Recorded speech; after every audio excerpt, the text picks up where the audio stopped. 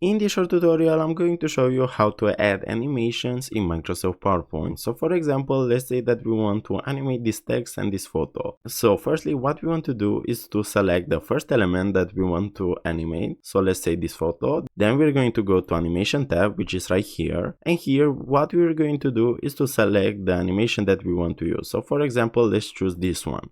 And the animation will look something like that. Also, if you don't like this animation, you can click on here, and here you can choose from many more.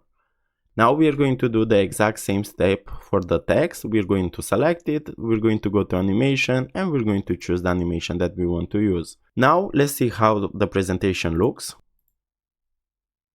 And as you can see now, the text and the photos are animated. Also, as you can see now, the photo is firstly animated. So what we want to do to change order, so to make text the first one to get animated, is to click on Animation panel, at Advanced Animation. Then what we're going to do is to select the text from here, and we're going to drop it on the top. And now if we go to Slideshow, as you can see now, the text is firstly animated. So guys, thanks for watching, and don't forget to leave a like and subscribe to the channel.